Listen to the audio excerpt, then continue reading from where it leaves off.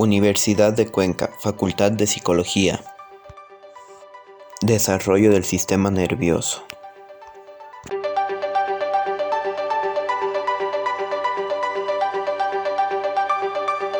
Primeras fases del desarrollo embrionario. Las primeras fases del desarrollo embrionario inicia con la fecundación del óvulo y la formación del cigoto. Este a su vez sufrirá distintas divisiones celulares que a los 7 días habrá formado la mórula y a la primera semana el embrioblasto. El embrioblasto dará origen al embrión, el saco vitelino primitivo a la placenta y se distinguen también células endodérmicas. A la tercera semana se inicia la formación del sistema nervioso. Aquí se distinguen principalmente dos estructuras, el hipoblasto y el epiblasto. En la tercera semana embrionaria se inicia la gastrulación. El embrión pasa a estar formado por 3 capas germinativas, el endodermo, mesodermo y ectodermo. En el mesodermo embrionario se formará la notocorda.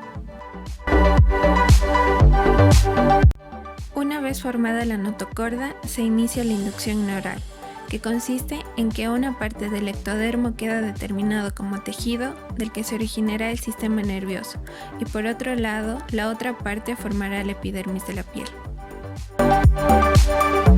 En el día 19 aproximadamente se da inicio a la neurulación, que inicia con la regionalización de la placa neural formada por la interacción del mesodermo y las células del neuroectodermo, siendo esta la precursora del sistema nervioso. La placa neural se divide en 2 estructuras, el tubo neural y la cresta neural. A los 19 días, la placa neural se pliega sobre sí misma formando un surco neural, que a sus lados contiene 2 pliegues. Al poco tiempo estos pliegues llegan a unirse y se forma el tubo neural.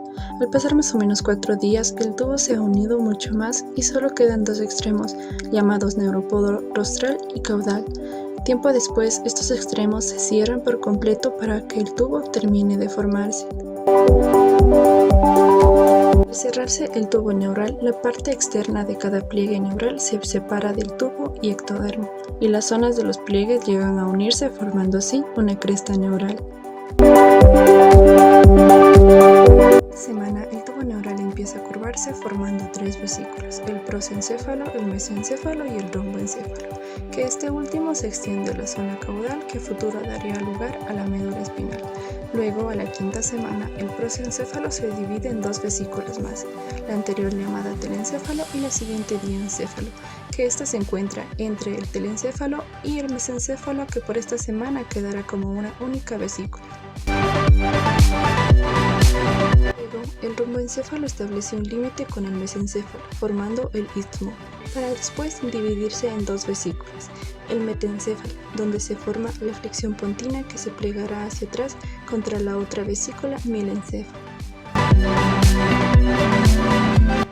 El tubo neural se segmenta, factores que establecen los límites. La segmentación es un proceso que se lleva a cabo en todo el tubo neural, pero principalmente en el romboencéfalo, el cual se divide y crea una estructura denominada rombómeros.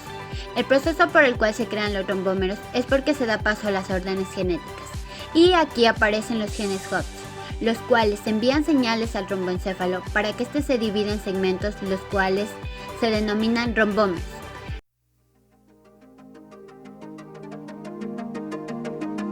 Los rombómeros son unas estructuras delimitadas, en las que cada una da lugar a neuronas sensoriales y motoras de los nervios craneales. Cada uno de los rombómeros da lugar a una función de los nervios craneales. Los rombómeros también pueden dar lugar a estructuras propias o comunes. El tubo neural también tiene que segmentarse y este debe formar los nervios espinales. Los nervios craneales nacen de la segmentación del romboencéfalo y los nervios espinales nacen de la segmentación en la parte caudal del tubo neural. Regionalización funcional del tubo neural. En este proceso se establecen diferencias funcionales y a eso se le denomina regionalización funcional. Se da la formación del patrón dorsoventral. Dorsoventral significa la diferencia entre células sensoriales y motoras. La regionalización se da en la zona caudal del tubo neural y también se da a través de mecanismos inductores. Estos participan en la zona ventral, donde la notocorda envía señales ventralizantes para inducir la formación de las estructuras denominadas placa del suelo y se da la diferenciación de las células motoras o placa basal. En la parte dorsal, el endodermo envía las señales a la cresta neural y esta induce la formación de la placa del techo y se da la diferenciación de las células sensoriales o placa alar. De la semana 5 en adelante, las paredes de las vesículas experimentan un acelerado proceso de división, al igual que la zona caudal.